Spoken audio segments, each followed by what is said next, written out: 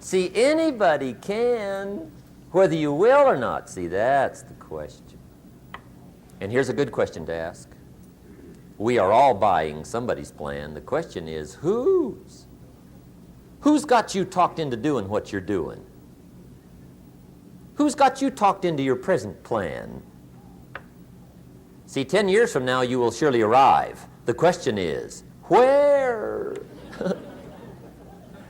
But see, anybody, if you want to, can go searching for a good plan, pick it, and start working it. And sure enough, as the time passes, as it surely will 5 years from now, 10 years from now, then you'll be winding up wearing what you want to wear, driving what you want to drive, living where you want to live, become what you want to become. But now's the time to fix the next 10 years. And who can? Anybody. Here's number 6. The 6th key to sowing and reaping. This is leveling with you now, as we promised to do. There's one thing better than the truth, and that's the whole truth. And here's part of the whole truth of the law of sowing and reaping. Number 6 is, you could lose. There are times when you just lose, no matter what you do. It's that kind of planet. You reap what you sow, yes, but... What does that mean, yes, but? Well, the farmer plants his crop in the spring, takes care of it all summer, loves his family, works 10, 12 hours a day, 6, 7 days a week, is an honorable man. Come fall, he's got a beautiful crop, and he deserves every bit of it. But the day before he sends the combines into the field, a hailstorm comes along and beats it all in the ground, which means you lose. Somebody says, well, what did he do wrong? Answer, nothing. It's just that kind of planet. Sometimes it's going to hail on your crop and rain on your parade, so you got to get ready for that or you will be naive. That's just part of the life arrangement. And don't press me why. I was not in on some of the original decisions here, so I don't know how it got set up. But there's just times, sometimes you lose. That's part of life. But now here's number 7. The 7th key to sowing and reaping. And it goes like this. It's just another way to quote the same law. And it goes like this. If you don't sow,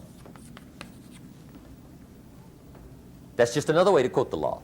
If you don't sow, what? You don't reap. You don't even have a chance.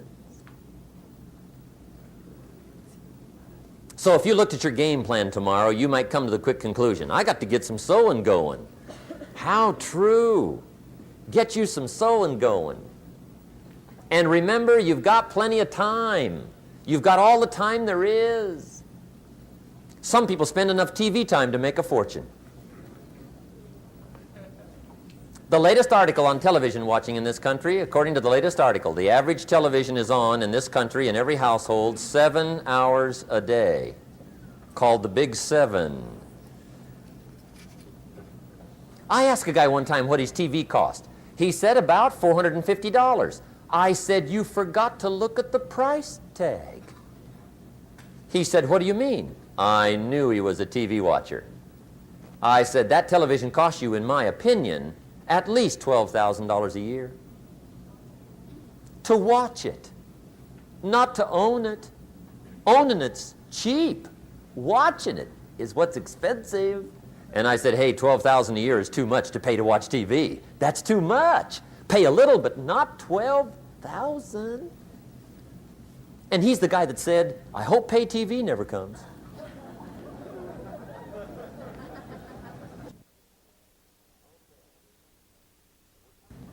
Okay. We're trying to cover an awful lot tonight, I realize that. But my time schedule is such that we just have to sort of give it all to you and let you sort the rest out. I wish we had plenty of time for questions and answers and that whole thing, but our time is just limited. But we are trying to go through an awful lot, I realize that. But looks like everybody's getting it. This is about the note-takingest crowd I've seen in a long time. Incredible. Does anybody have 5 pages yet? Anybody? Oh, fantastic. Incredible. Okay. Maybe you heard the story about the preacher down in Texas, southern part of the country. He was an evangelist back in the horse and buggy days. And he was very good at being an evangelist, and a lot of people used to come and hear him preach. And one day he put up his tent in one of these Texas towns and expected a big crowd as usual, come and hear him preach. And he got there first night of the tent revival, walked in, 7:30, time to start. And to his surprise, the tent was empty. He thought, well, something must be drastically wrong. So he waited till 7:45, nobody showed up. 8 o'clock, zip. Finally, 8:15, one lone cowboy wandered up on his horse, tied his horse up outside, came in, sat down on the front bench, right, waiting for something to happen. The preacher thought, well, at least I better go down and talk to the cowboy. So he walks down, talks to the cowboy, and he says, "Cowboy, I'm the preacher." And he said, "I don't know what to tell you. Something's gone wrong." He said, "This tent was supposed to be full of people." He said, "I'm embarrassed." He said, "You're the only one that showed up." And he said, "I really don't know what to do." And the cowboy said, "Well, I'm not a preacher, so I really can't tell you what to do." You know, he said, "I'm just a cowboy." But he said, "I know this, if I went out to feed my cattle and only one showed up, I'd at least feed it." The preacher thought, hey, the cowboy is right. If you've got a good idea to share, you should share it, if there's 1 or 1,000. So he got kind of inspired by this conversation, and he jumped up on the platform and started to preach, as if the tent was full of people, just exploded. And he went for an hour and 15 minutes, just kept rolling. Finally, he quit. And when he finished, he came down off the platform, talked to the cowboy again. He says, "Well, cowboy, what did you think of my sermon?" And the cowboy said, "Well, I'm not a preacher, so I really can't tell." You know, he said, "I'm just a cowboy."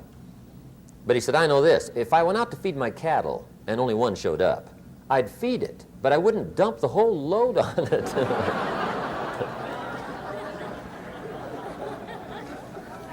So anyway, if it seems like we're dumping the whole load tonight, I guess we are, but gosh, everybody's doing well. I'm having a good time. I appreciate the response here tonight. Okay, the next subject is setting goals. Let me show you what turned my life every way but loose. Mr. Schoaf dropped this idea on me, changed me completely. Setting goals. Here's what can easily happen if you don't set goals. It's easy to let life deteriorate into making a living instead of designing a life. And we all have a choice: make a living or design a life. It's easy to get trapped by economic necessity and settle for existence rather than substance. That's easy. But the best advice I can give you on how to break out of that trap is to learn how to set goals. Mr. Schoaf put it to me this way. He said, "Jim, if you had enough reasons, you could do the most incredible things." I never forgot how he put that.